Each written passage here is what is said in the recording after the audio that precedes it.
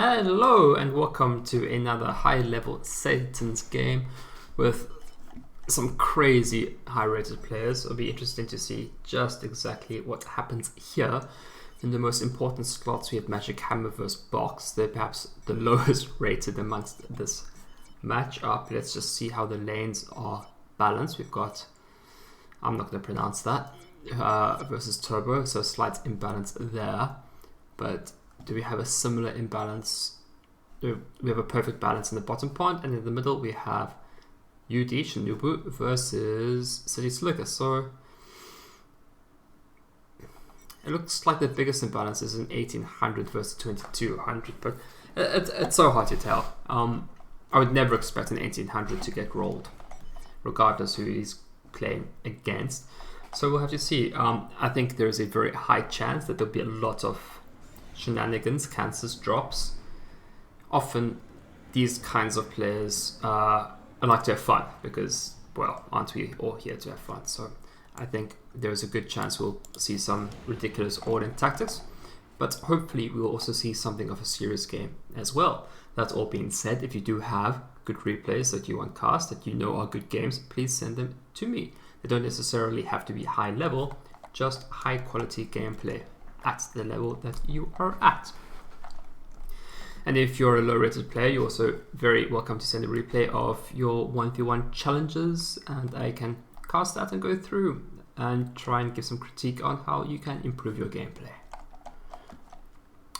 So one thing I've been particularly interested in is looking at just when people go for rock. I usually do go land factory opening like this, and I try and get my transports built by about 2 minutes 40. For me, that seems to be quite a good timing. It's very similar to this build as well, what Shen has done. Very, very similar, except I wouldn't build the hydrocarbon until after the transport. So we'll see how his build's going this summer. This actually looks quite interesting. No, he's not going to get his build before 240. But he might have more endurance after it's been built, so who knows, maybe that is a better way to go about it. If you're at 240, I think you can be intercepted if the beach has been particularly aggressive. Always a good idea to scout your beach player to see if they are going to try and intercept, because they have to go a very dedicated build if they're going to try and intercept your drop on the rock. So if you can scout it, you can react accordingly, and if you don't scout it, or if it doesn't exist, then you can delay. There's a lot of chitter chatter going on. I'm not reading it because I don't want to. So Shen is taking his rock quite quickly. A light purple, because I'm not pronouncing his name. I don't think that's true or accurate. I don't think mid is in fact calm. I think mid is full of mass, and that's delicious. So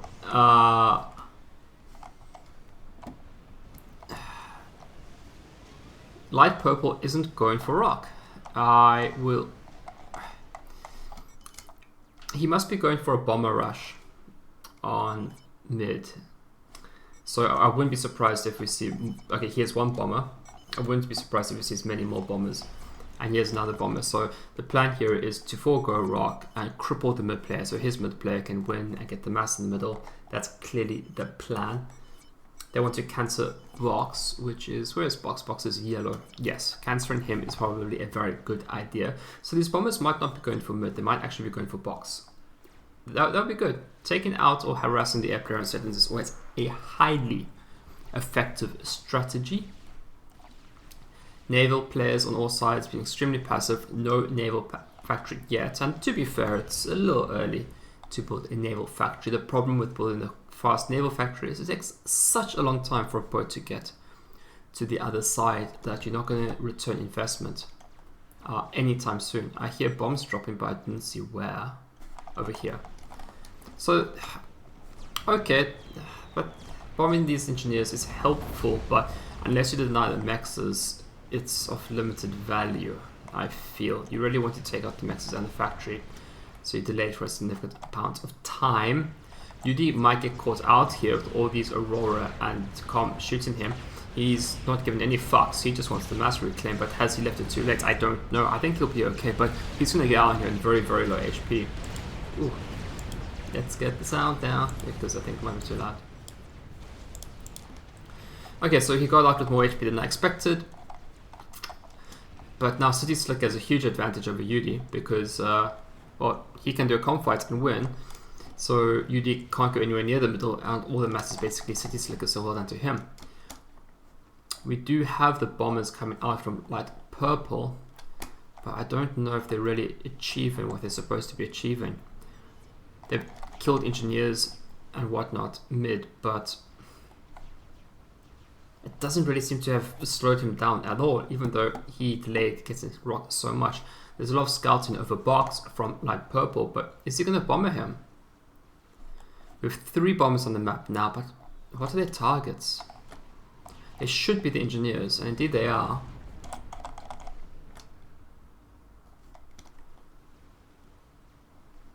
But somehow it's just not working. So Shinobu is getting a lot of help from his air player. We have monkeys out. That's an interesting choice. They do have a lot high DPS and they have more range. So if microed well, they are a better option than the pillar. But that's a hell of an if microed well. If you can keep them out of range of things like the calm, they're a good decision. But it's not the easiest thing in the world to do, even for a high rated player, to achieve that. Bombs are still running around, flying around, causing havoc, bombing the occasional engineers. But somehow it's not bothering City Slicker at all. He gives no fucks. He's like, sure, rain bombs on me all day long. I don't need it. I didn't need those units anyways. UD now has a power shield with his monkeys. So monkeys are an excellent counter against Aurora. They really are. You can kite them all day long and the Aurora have very few hit points. So they're an excellent counter for Aurora. But you throw a comm into the mix with some upgrades and it starts looking like a slightly different story. This doesn't seem like a good option for UD. To hold this off, I would want triads. I wouldn't want to go mobile defense like this, but maybe UD knows better than I do. He probably does know better than I do. A few tries can really lock you down and protect, but obviously there's no offensive capability if you go that route. So we'll see if UD is able to bring this back and able to push City Slicker off of the front. This comm is going to be a problem. Whittling down those HP with monkeys is going to be very, very difficult.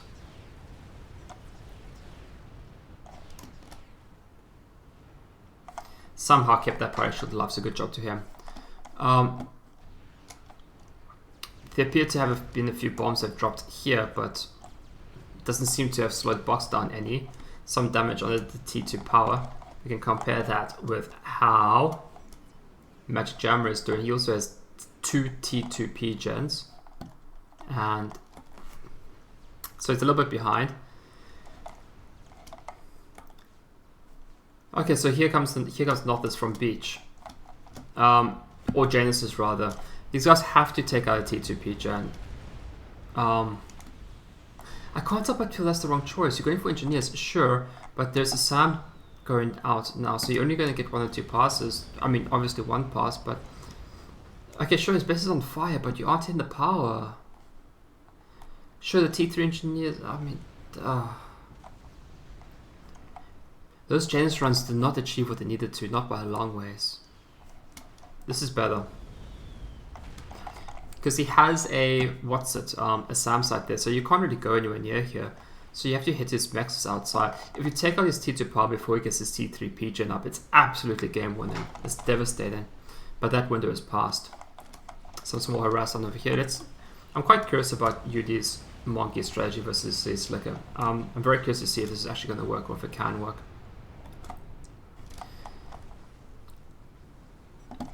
He's got some hit points taken off of the comm. Janus runs on these units is going to be great, but my goodness, with all the investment that when Day Breaks is investing into Genesis means that he's going to be very deficient in defending Navy against Rock. But I suppose we don't expect the game to really last until one of the navies can win via the air, by the Navy method. Hey, team, make air. Yeah, this is all going to get completely cleared up by the Genesis unless Box comes in with ASF as he has done. We don't see any ASF from Magic Jammer yet, or they're actually here. They're just a little bit behind. So a few hit points have been shaved off of City Slicker, and there is actually starting to look like a dangerous amount of monkeys.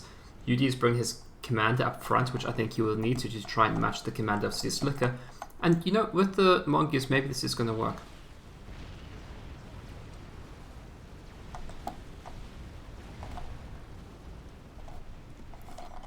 Monkeys, they're very cool units. I like them, but they're hard to use and they are fragile.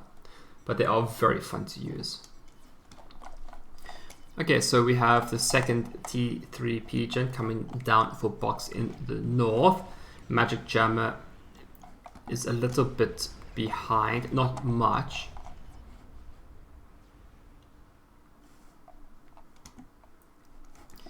In the middle, we have UD at 100 mass versus 150 from City Slicker. So, yeah, Monkey strat or other strat, his days are numbered. With that kind of eco advantage, he can't hold. So something is going to have to happen elsewhere. Magic Jammer, okay, is kind of on par with Box. Surely Shen is well above Daybreak at this point, just because of the shenanigans that Daybreak did. Indeed he is. When Daybreak... Bottom South Beach, Daybreak surely is going to fail against Shen, just given time. We have nice frigate picket lines in the North Pond, as is so common in Setons. The thinking is that if you push with Navy, you're probably going to lose because they'll get help, and then the naval wreckage reclaim field is closer to your opponent. So by virtue of that, the idea is that if you attack, you're going to give the advantage to your enemy, so you get these picket lines forming to try and stop any rushes in and to scout any airdrops coming in as well. It's a very common strategy that I've been observing. And of course you do go in, but only if you believe you have winning potential, not naval attrition potential, but winning potential. And you can see Shen is kind of mustering for that. You can see that he's looking for it. We also have the T3 sonar coming forward as well. This thing has torpedoes? I wonder if that's a technicality or they're actually decent. I'm gonna have to look that up. I've never noticed that this thing has had torpedoes before. So he's going T2 Navy now, probably. Daybreak is still content with his frigates. So, oh, we have a drop. No, this is not a drop. That's not quite sure what's going on here. It's such a weird route to be flying about. City Slicker will be...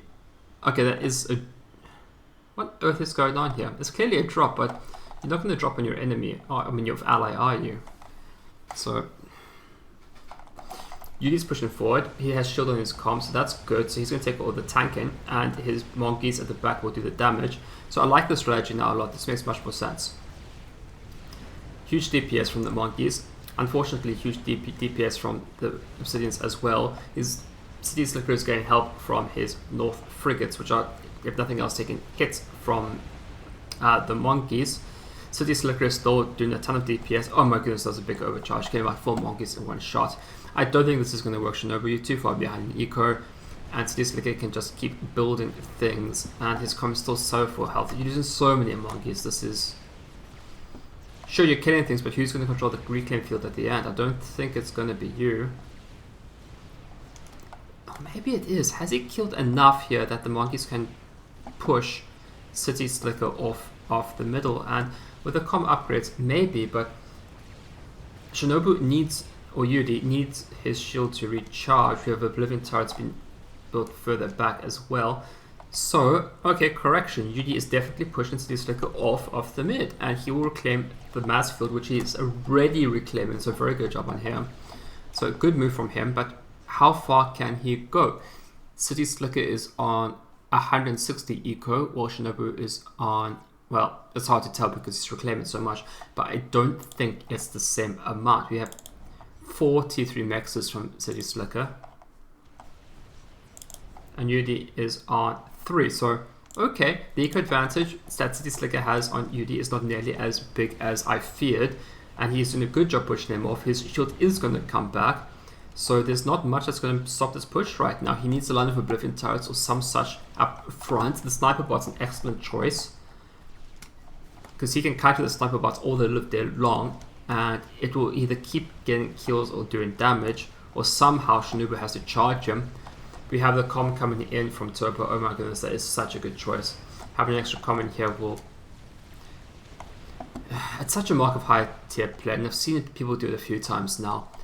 Just bring in their comm mid, because it's such a narrow choke field that a comm with some upgrades, and has a T3 comm, can really help lock it down. We've got massive air superiority from air, so middle getting all sorts of help from top, navy and air to make sure that everything's going fine. That being said, Magic Jammer is also supporting UD with air.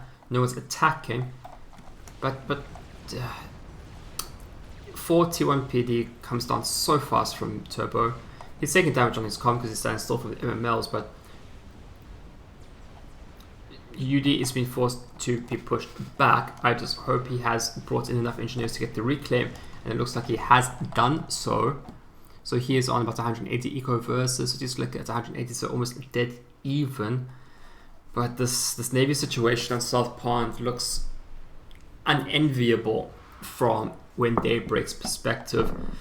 If the game goes on too long, I think it will be decided in South Pond unless something happens beforehand. And there's a very good chance something does happen beforehand, because this will take time for Shen to crush Navy. It just takes time for your eco to leverage into an advantage, to get the ships required necessary to crush. But Shen is just waiting for enough boats to overpower Daybreak in one assault. He doesn't want to compete in piecemeal. He doesn't want to give him mass reclaim. So he's playing this absolutely perfectly. He even has a cruiser harassing the eco on the side of the map. If nothing else, forcing Daybreak to build defenses. Daybreak still choosing to bring out the occasional Janus. For what purpose, I'm not sure. Your situation is desperate. I think you need to worry about yourself. And we have City Slicker bringing in Sniper Bots with shields, more than a few now. 4 is in fact more than a few, and he will dominate mid. He'll push UD all the way back to home. But we have friendly Navy coming in to support UD, so these will deal with the Sniper Bots, I think. Not clear what's going to happen in top Navy. We have light purple on 300 eco, that's rough, versus Turbo at almost 300 too, so even. Light purple will eventually leverage the eco advantage from his rock. But, just a scratch in my throat. But will he be able to overwhelm Turbo anytime soon? I think it's quite clear that Shen will overwhelm South Navy in time. But we have a battle cruiser. Surely this is a battle cruiser coming out for Daybreak, and these things are amazing. If Daybreak did have a chance to hold in Shen off, it is with battle cruisers. Battle cruisers trade exceptionally well versus T1 and T2 Navy. You just have to micro them. They have the range, you just have to keep them out of range of the enemy. He's playing bumper cars with the engineers. He'll take a while to get to the front at this rate, but he will get there, and those lasers will light Shen's Navy up. I wonder if the air players are trying to do any kind of influence on the game, or if they're just going to mass ASF. If one of them has the lead, they might try and support their allies in some regard. Light purple wrecking City Slicker in the middle, tons of destroyers, destroying all of his things. Oh, he's going to be disappointed in his naval player, that's for sure, I think. And if he doesn't watch out, this is the quantity of destroyers that could force him into the water, maybe even kill his comm. Especially if UD pushes. Still on monkeys, huh? Look, I think it's time for you to switch into something that isn't monkeys. And okay, the Perseus are coming. So City Slicker's shield is down. He's dodging the destroyer fire.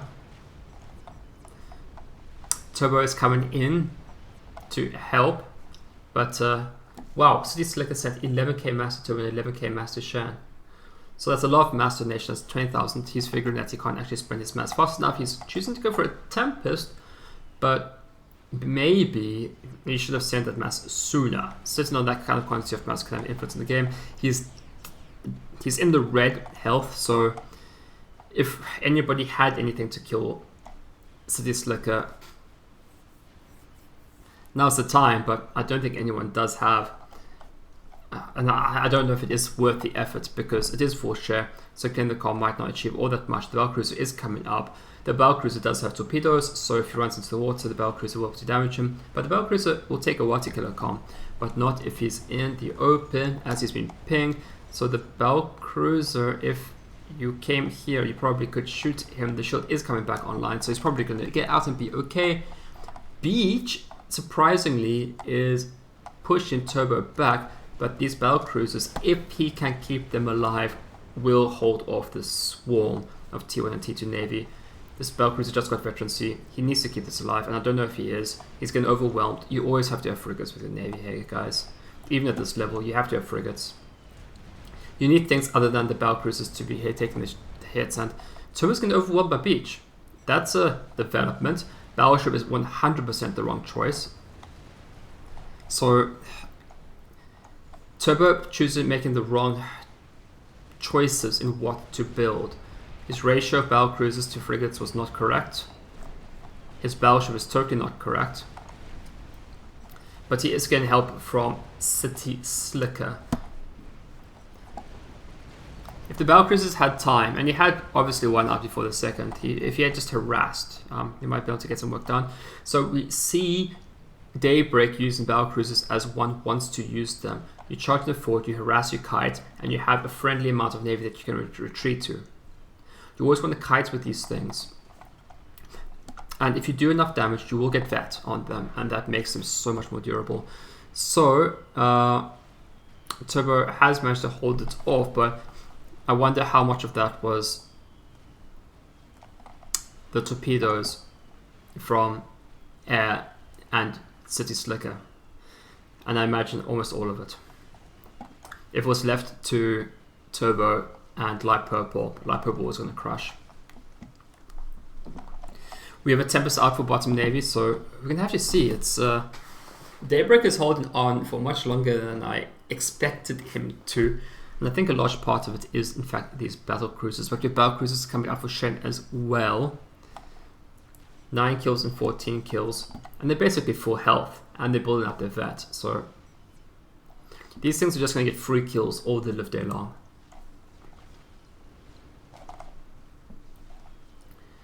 The Tempest will do some work. But these torpedo bombers from top. Oh, big air fight here. Box again behind Magic Jammer is going to win air. This is a fantastic fight for top. Flying over some SAMs, but ooh. So yeah, this is one of the problems with fights in naval battles. If you don't win it, you give your enemy a huge advantage in mass reclaim. It's a very big deal. 2 Tempests out for top navy, so Daybreak's days are seriously numbered. What are the options for dealing with Tempests? Hey, there's a nuke. Did not see that being built. That's built from Shen. So I guess that's why he's not crashing navies, because he's building a nuke instead. Dealing with Tempests, T1 bombers work quite good if you have air. Cruisers, Governors actually work quite well. They're usually too big and too slow to dodge the missiles. If you have enough battleships, you can pound them. The Tempest's greatest weakness is its lack of maneuverability. Oh, he's going to kill all the ASFs. Oh no. Oh my goodness, he got so lucky. He nearly lost all his ASFs there. Whew. Makes your heart stop. But yeah, UD lost his middle. Is he still alive? He is, but he's basically lost almost all his eco, and his comet is in peril. This Tempest is going to do work, so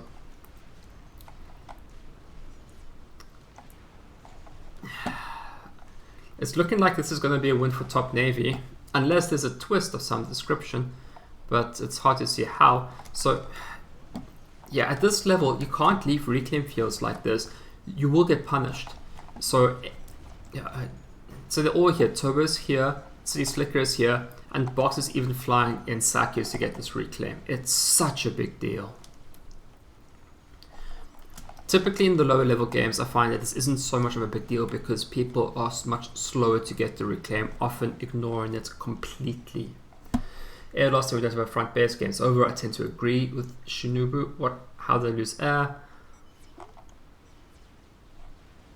I mean, you don't have air, so